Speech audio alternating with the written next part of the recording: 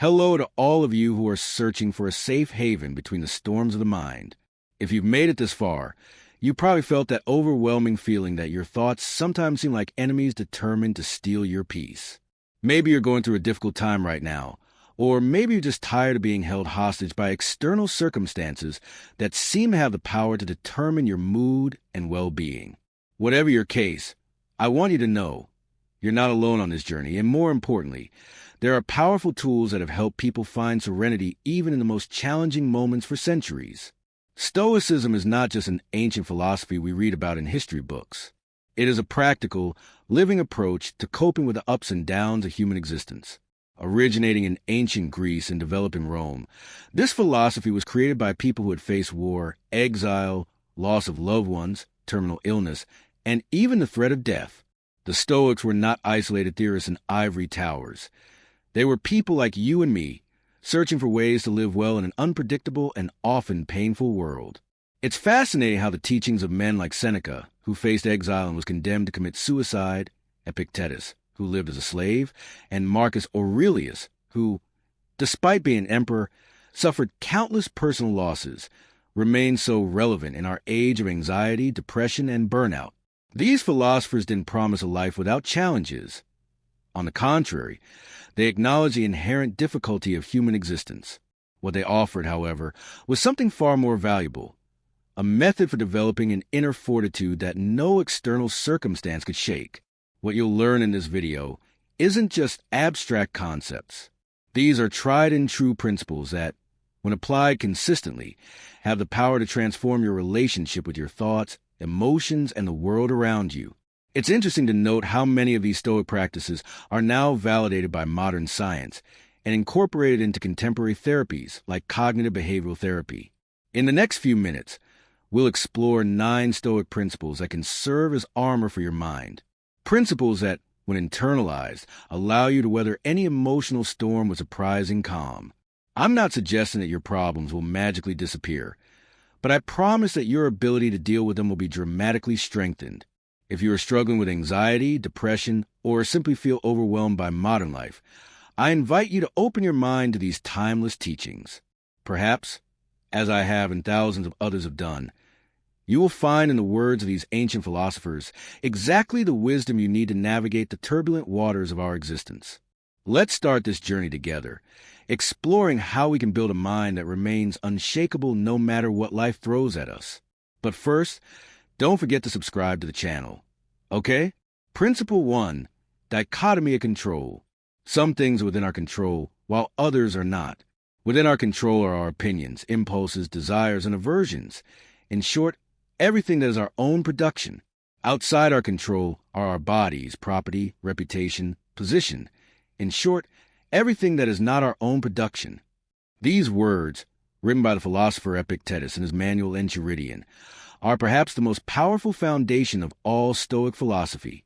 Despite being written almost 2,000 years ago, they have never been more relevant than they are now, in an age where we are bombarded with constant stimuli and endless worries. Think about it for a moment. How many hours of your day do you spend worrying about things you have absolutely no control over? Tomorrow's weather, what other people think of you, the global economy, the behavior of strangers online, political decisions, the pandemic. The list goes on, doesn't it? And now ask yourself this crucial question. How much of that time of worrying has resulted in any real change in these circumstances? Probably none. Instead, it has only resulted in anxiety, sleepless nights, and an overwhelming feeling of helplessness. This is where the Stoics' dichotomy of control offers liberating clarity. This principle invites us to make a simple but profoundly transformative distinction in everything we encounter. Is it under my control, or is it out of my control? If something is within your control, such as your judgments, your decisions, your efforts, your values, then devote all your energy and attention to it. If something is outside your control, such as a result of your efforts, the opinions of others, world events, the past, or the actions of other people, then practice accepting it as part of the nature of things. Sounds simple, doesn't it? But in practice, this distinction requires constant inner work. Our minds have a habit of clinging to exactly what we can't control, creating narratives of what if that feed our anxiety. Let's make this more concrete with an example. Imagine you have an important presentation tomorrow. What is within your control? Your preparation, the time you spend practicing, getting adequate rest the night before, the content of your material. What is outside your control? Whether your boss will like it, whether there will be unexpected technical issues, whether someone in the audience will ask hostile questions, whether you'll get promoted as a result. One transformative exercise is to create a 2-column list of your worries. In the left column, list everything that is within your control. In the right column, list everything that is outside of your control. Then, commit to focusing exclusively on the left column. Why is this so powerful for our mental health? Because anxiety thrives on the illusion of control over the uncontrollable. When we accept the limits of our power, we paradoxically become more powerful, directing our energy only where it can make a real difference. As Epictetus wisely advised, make the best use of what is in your power and take the rest as it happens. It is not about passive resignation, but about strategic and wise engagement with reality. When we master this first principle, we lay the foundation for all the others. It's like adjusting the lens through which we see the world correctly. Suddenly, everything becomes clearer, and our emotional response becomes proportional to what really matters.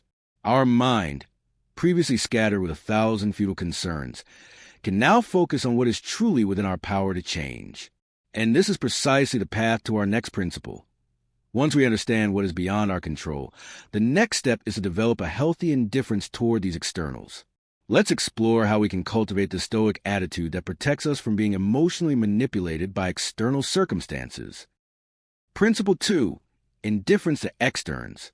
When the Stoics speak of indifference, they are not suggesting an emotional coldness or apathy toward life. What they are proposing is something much more subtle and powerful, a balanced relationship with external things that does not leave us at their mercy. The Stoics had a specific term for this, adiaphora, which refers to everything that is neither intrinsically good nor bad from a moral point of view. Think about it for a moment. How many times has your day been completely ruined by something relatively small? A critical comment on social media, a traffic jam that made you late, a cup of coffee that spilled on your new outfit, a promotion that didn't come through. In each of these cases, it wasn't the event itself that caused your distress, but the disproportionate importance you gave it. The Stoics teach us that things like wealth, fame, social status, physical comfort, and even health are preferable but not essential to a good life. They create a hierarchy of value where only virtue, which we'll explore later, is considered a true good. Everything else, from material possessions to relationships and even your own life, falls into the category of indifferent. This sounds radical, doesn't it?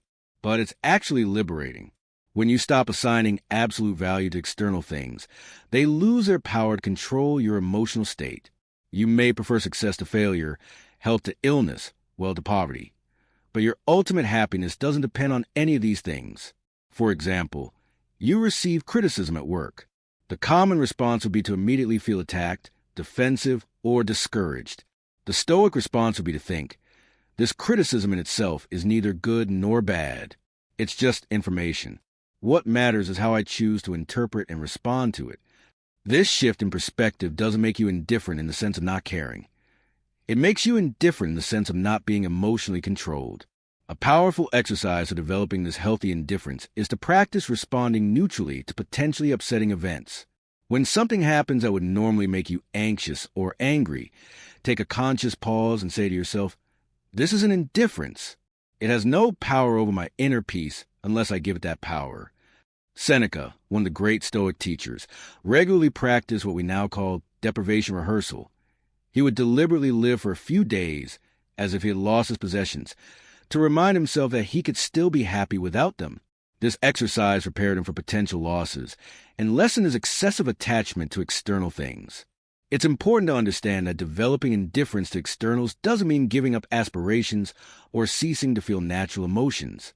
It simply means putting these things in their proper place in the hierarchy of value.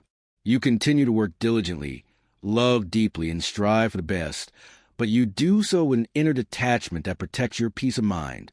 When we master this principle, we become much less manipulable. The opinions of others lose their power over us. Material losses, however unpleasant, do not crush us. Changing circumstances do not destabilize us. We develop a kind of inner anchoring that keeps us stable even when external storms intensify. And this naturally leads us to the next principle. If we are to be prepared to face any circumstance with equanimity, we need to practice in advance. Just as an athlete trains for the day of a competition, we need to train our minds for the challenges we will inevitably face. Principle 3, negative visualization.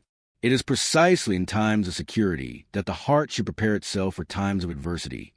These words of Seneca perfectly capture the essence of the third Stoic principle, premeditatio malorum, or premeditation of evils.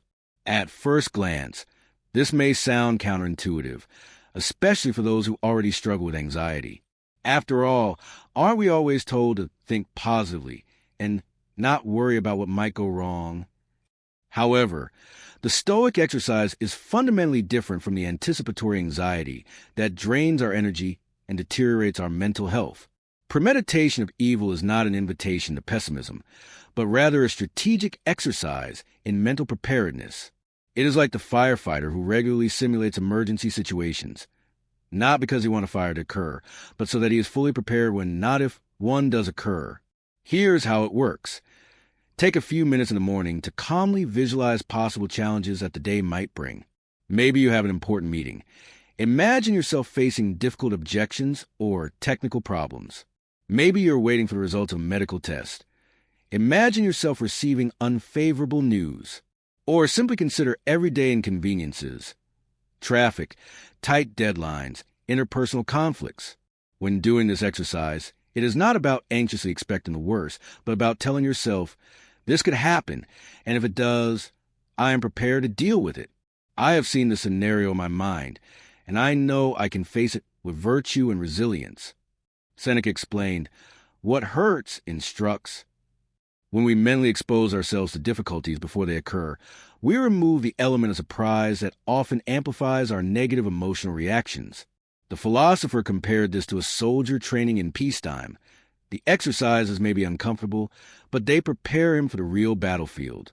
One fascinating aspect of this principle is how it aligns with modern cognitive behavioral therapy techniques. Therapists often use imaginal exposure to help people with anxiety disorders desensitize themselves to their fears. Neuroscience shows that our brains actually rewire themselves when we repeatedly visualize challenging scenarios and our virtuous responses to them. Let's make this concrete with an example. Imagine that you fear public speaking. Stoic forethought would involve visualizing yourself forgetting parts of your speech, facing a hostile audience, or making an embarrassing mistake. But, and this is crucial, you wouldn't stop there. You would also visualize how you would respond to these challenges with courage, authenticity, and presence of mind. This exercise works because when the event actually occurs, your brain thinks, I've seen this before. I know this territory. I know how to navigate here. The result is a significant reduction in anxiety and an increased ability to stay present and centered during real adversity. The beauty of premeditation is that it helps us develop what modern psychologists call discomfort tolerance, the ability to face difficult situations without being overwhelmed by them. The more we practice this exercise, the more we discover that we can handle much more than we initially thought possible. However, it is important to note that this principle works in harmony with the previous two. We premeditate only on what is outside of our control, Principle 1, and we do so to develop indifference toward these external things, Principle 2. Together, these three principles begin to build a mental fortitude that can weather the emotional storms of life. As we cultivate this practice, we naturally begin to see our problems from a broader perspective. We realize that many of the things we fear are not as catastrophic as our imagination paints them to be. And this leads us to the next Stoic principle, the cosmic perspective, which helps us place our worries in a much broader context. Principle 4, cosmic perspective. Observe the movements of the stars as if you were rotating with them. Consider continually the transformation of the elements into one another. Perceptions of this kind purify you from the impurities of earthly life.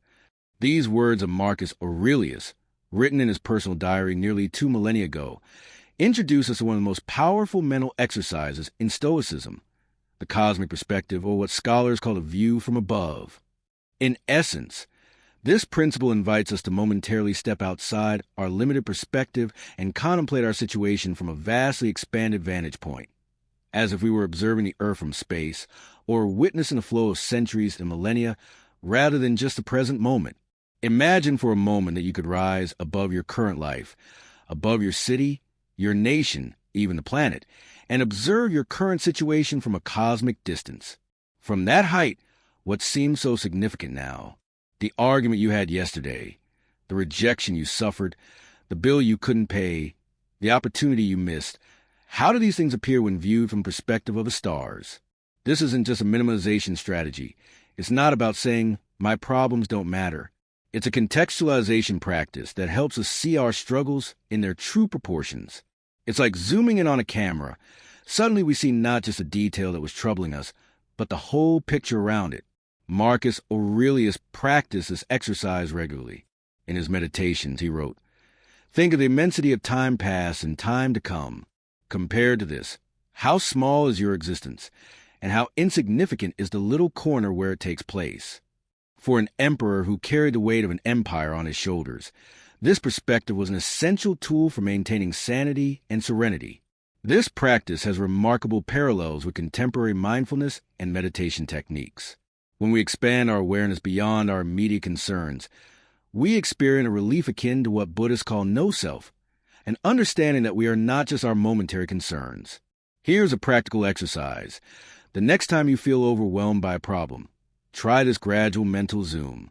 First, imagine what the problem will look like in a week, then a year, then 10 years.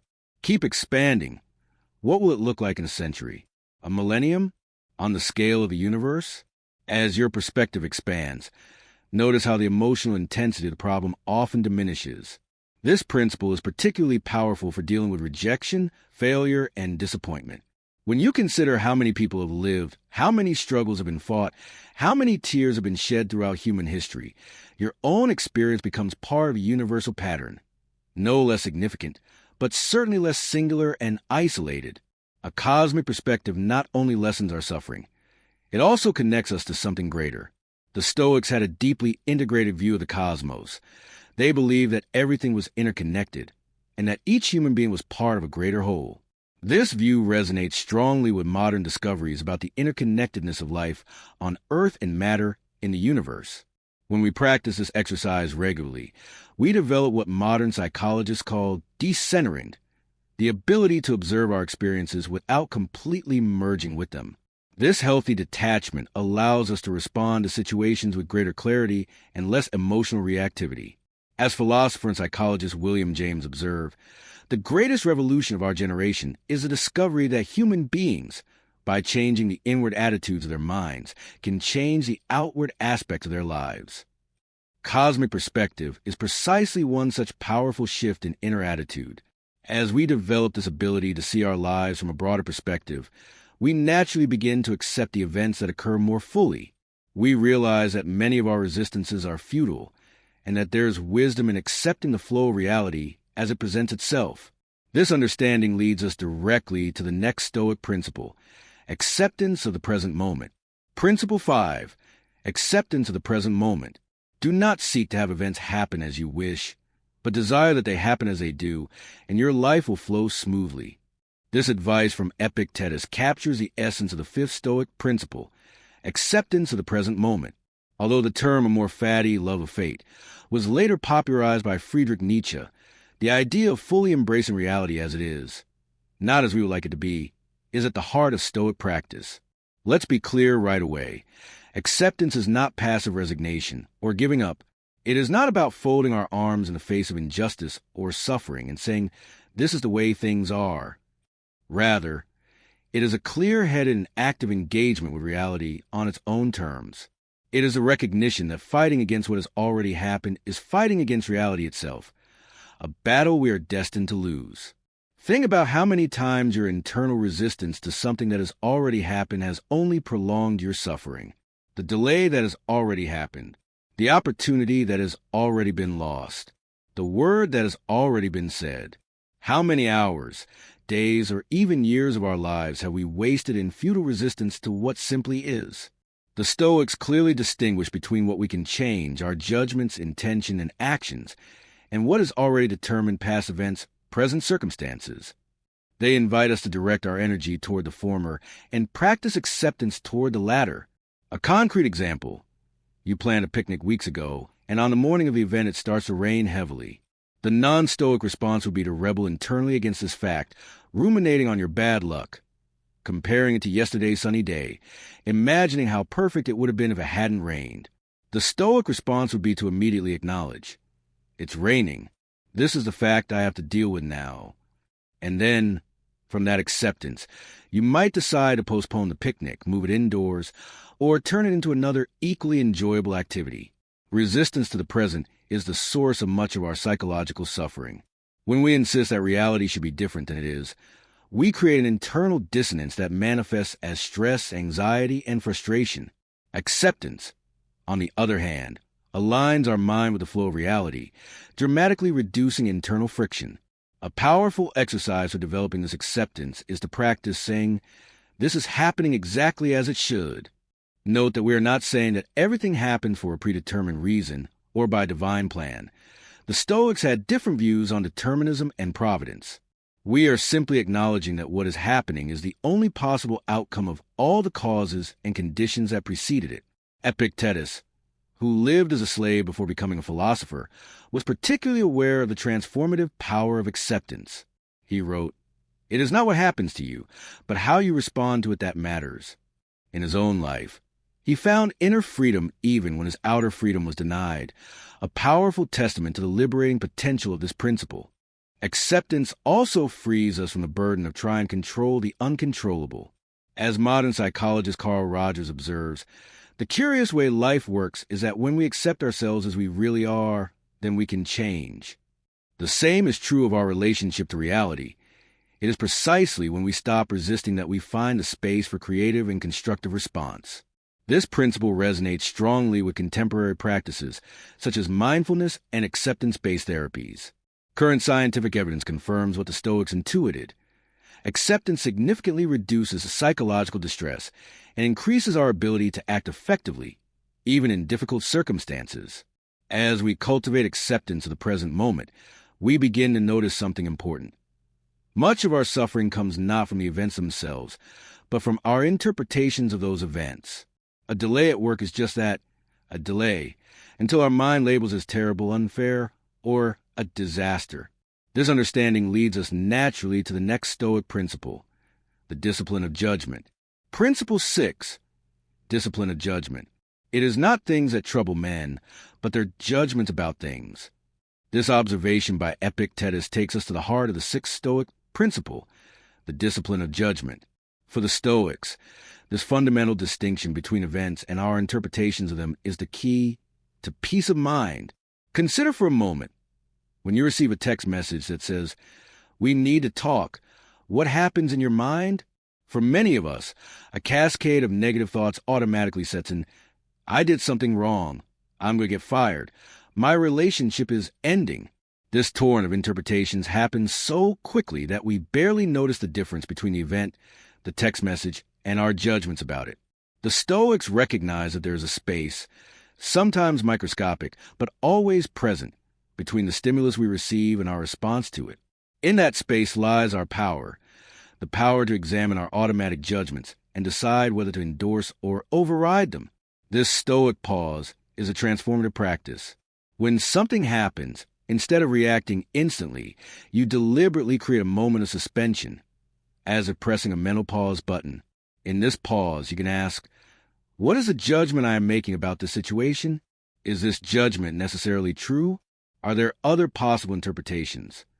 For example, if a co-worker doesn't return your call, you might automatically think, he's ignoring me. He doesn't respect me.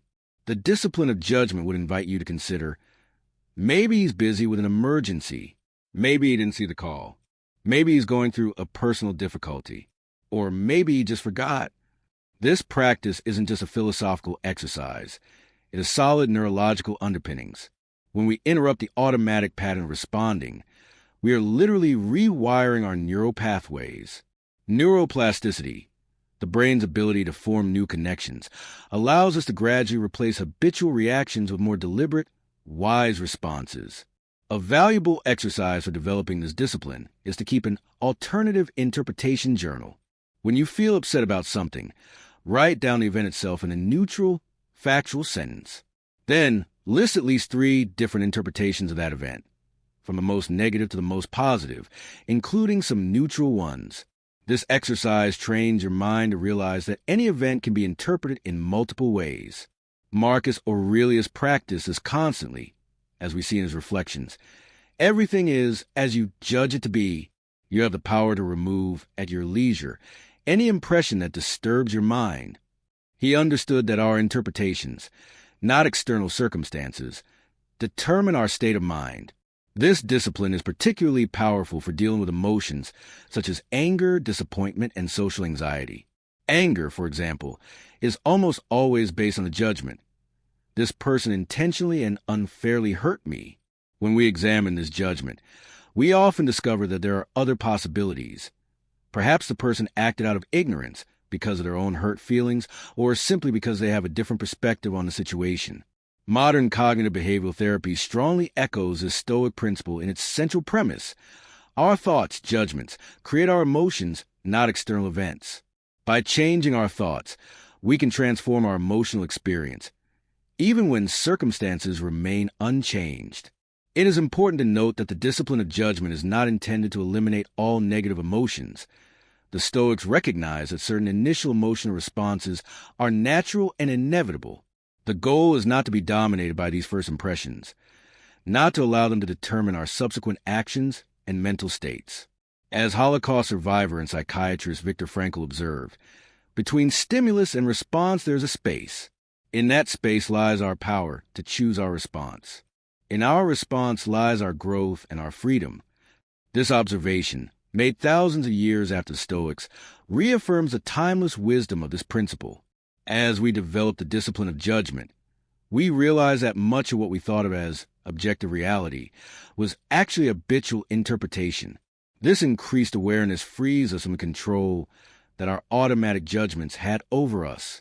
And this inner freedom leads us naturally to the next Stoic principle, self-discipline as the path to true freedom. Principle 7, self-discipline as freedom. It is impossible for a man to learn what he thinks he already knows. With these words, Epictetus introduces us to one of the most profound paradoxes of Stoicism, the idea that true freedom is only achieved through self-discipline. In our contemporary culture, we often associate freedom with the absence of constraints, being able to do what we want, when we want, how we want. The Stoics propose a radically different view. True freedom is internal and comes from mastering our own desires, aversions, and impulses. Think about it. How often are we controlled by our own impulses? The desire for approval makes us act against our values in order to please others. The aversion to discomfort keeps us in situations that we know will be harmful in the long run. The pursuit of immediate pleasure sabotages our long-term goals. In these situations, although outwardly free, we are inwardly enslaved. Seneca expressed it eloquently. Who then is free? The wise man who is master of himself. For the Stoics, this self-discipline was not a form of punitive self-denial, but a deliberate training to strengthen what they called a hegemonikon, the governing rational faculty within us. This principle has profound applications for our mental health. When we are dominated by our automatic emotional reactions, we live at the mercy of external circumstances. Our inner peace becomes hostage to events we cannot control. In contrast, when we develop self-mastery, we create a core stability that remains intact no matter what happens around us. The Stoics practice a variety of exercises to strengthen this self-discipline. One of them was voluntary discomfort, deliberately exposing oneself to challenging situations like cold showers, intermittent fasting, or occasionally sleeping on the floor. The goal was not self-harm, but rather developing what we now call discomfort tolerance, the ability to remain balanced even when conditions are less than ideal. Musonius Rufus, Epictetus' teacher, explained, "We must train both body and soul, the former through physical exercises, the latter through philosophical exercises." He believed that just as an untrained body becomes weak and vulnerable to disease, an undisciplined mind becomes fragile and susceptible to emotional disturbances. One practical exercise for developing this self-discipline is what we might call intentional delay. When you feel a strong urge for something, whether it's food, shopping, checking social media, or any habitual urge, give yourself a deliberate delay period. During that time, notice how the urge arises, grows, and eventually subsides. This exercise strengthens the mental muscle of not being controlled by momentary impulses. This Stoic principle finds fascinating parallels in modern concepts like anti-fragility, a term coined by Nassim Nicholas Taleb to describe systems that become stronger when exposed to stressors. By voluntarily exposing ourselves to small doses of discomfort and challenge, we develop a mental resilience that makes us less vulnerable to life's inevitable hardships. Modern science confirms the benefits of this approach. Studies of self-control consistently show that it is a better predictor of success and well-being than intelligence or socioeconomic status. Ego depletion, the idea that willpower is a limited resource, is being reconsidered, with new research suggesting that our capacity for self-discipline can be expanded through regular practice. Epictetus, who knew both literal slavery and philosophical freedom, summed up this paradox: no man is free who is not master of himself. This insight completely redefines our understanding of freedom, not as the ability to follow every desire, but as the ability to choose which desires are worth following. As we practice self-discipline, we gradually develop what the Stoics called autarky, a form of inner self-sufficiency. We become less dependent on external circumstances for our well-being. Paradoxically, by accepting voluntary limitations, we expand our inner freedom. This cultivation of self-discipline leads us naturally to the next Stoic principle, mindfulness. For in order to govern our responses, we must first develop acute awareness of our automatic mental processes. Principle 8, Stoic mindfulness. Imagine waking up one day and realizing that you are not your thoughts, that the voices of doubt, fear, and self-criticism are just temporary visitors in your mind.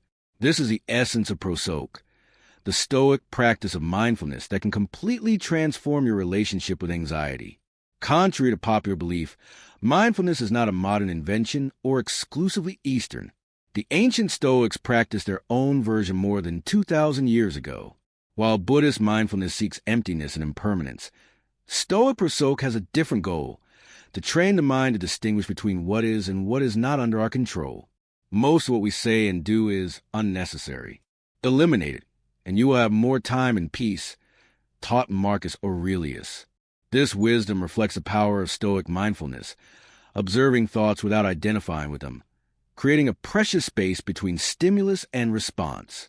The inner observer technique is particularly powerful for those who struggle with intrusive thoughts. Imagine yourself sitting in a theater, watching your thoughts as actors enter and exit the stage. You don't have to go on stage and become part of the play. You can simply observe, acknowledge, and let them follow their natural course. To practice Stoic meditation, focus on separating self from thoughts. Set aside 5 minutes each day.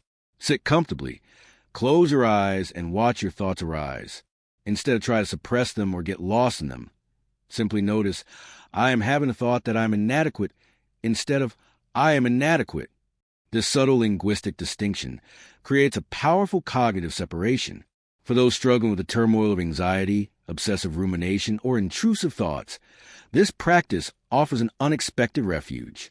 The mind, like a garden, can be cultivated. Thoughts, like seeds in the wind, can be observed without necessarily being planted. As prosoke deepens, a growing sense of inner freedom emerges. Emotional storms continue, but you discover that it may be the sky that watches them, not the storm itself. Principle 9. Virtue as the only true good. In a society that venerates success, wealth, and recognition, the Stoics propose a revolutionary idea. There's only one true good, virtue. This principle, perhaps the most fundamental of Stoicism, offers a powerful antidote to the emotional roller coaster of modern life. The 4 cardinal virtues, wisdom, courage, justice, and temperance, form a moral compass that guides a Stoic path. Wisdom helps us discern the true nature of things. Courage enables us to act rightly despite fear. Justice guides us to treat others with dignity and respect. Temperance teaches us moderation in all things. Why do the Stoics consider virtue to be the only real good? Because it is the only thing truly within our control. Fortune, health, reputation, and even relationships can be lost in the blink of an eye. As Seneca observed, we should live as if we were on public display, not to seek approval, but to live in accordance with our highest values. A focus on virtue acts as a shield against external disappointments. When your self-worth is anchored in virtuous actions rather than results, you become invulnerable to many forms of suffering. A denied promotion, a broken relationship, or a financial crisis may be painful, but they do not define your worth when virtue is your measure. Consider two people facing a professional challenge. The first is obsessed with success and recognition. The second, with acting with integrity and excellence regardless of the outcome. When the project fails, who suffers more? Who maintains their dignity and inner peace? Practical exercise. Define your personal virtues. In addition to the 4 cardinal virtues, what values are non-negotiable for you? Honesty? Compassion? Curiosity? Make a list and, for a week, evaluate each important decision based on these virtues, not on the expected results. This simple shift in focus, from external to internal, from results to intentions, can profoundly transform your self-esteem and purpose. As Epictetus wrote, "Do not seek to have things happen as you wish, but desire them to happen as they do happen, and your life will run smoothly." Daily practical applications. The beauty of Stoicism lies in its practicality. It is not a philosophy to be admired from afar, but a set of tools to be used daily, slowly shaping a more resilient mind and a more meaningful life. The Stoic morning routine provides a powerful foundation. Begin with a brief contemplative meditation. 5 minutes is enough to get you started. Visualize the day's potential challenges and how you intend to respond to them virtuously. Then spend a few minutes journaling, reflecting on a Stoic maxim, or answering questions like, what is within my control today? How can I exercise the virtues in the situations I will face? This process of mental preparation, called premeditatio malorum, premeditation of evils, is not pessimism but strategic realism. Like an athlete who visualizes a competition before taking the field, you prepare your mind to respond wisely, not react impulsively. Equally important is the nightly examination of conscience. Before going to sleep, review your day. Where did I apply Stoic principles well? Where could I have done better? What did I learn? This ritual, practiced by Seneca and Marcus Aurelius, cultivates self-awareness without excessive judgment. Developing personal mantras based on Stoic principles can serve as an anchor in times of emotional turmoil. Simple phrases like, "Is this within my control?" or "What does virtue require right now?" can quickly refocus the mind on what really matters. Incorporating these practices gradually is essential. Starting with grandiose expectations of immediate transformation contradicts the very spirit of Stoicism. Like a tree that grows slowly but with deep roots, consistent practice produces lasting change. Resistance will arise. The brain fights against new thought patterns. The daily routine conspires against new practices. The Stoic response is simple, expected, understandable, worthy of patience. Progress is rarely linear.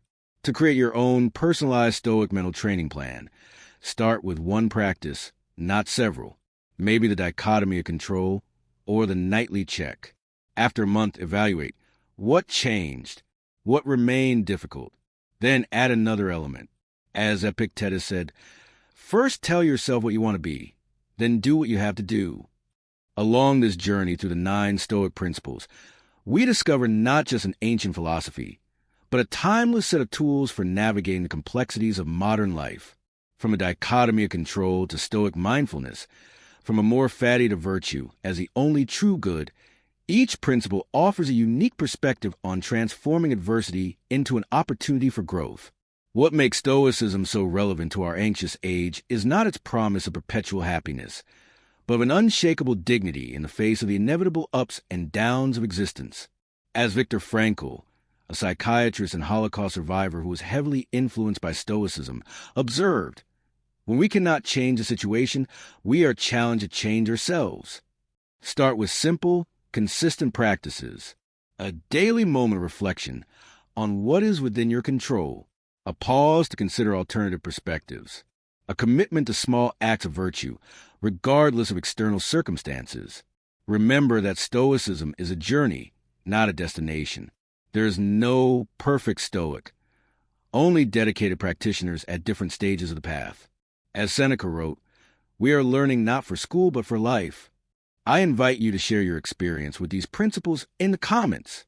Which one resonated most deeply? What challenges did you encounter in practice? Thank you for embarking on this philosophical journey with me.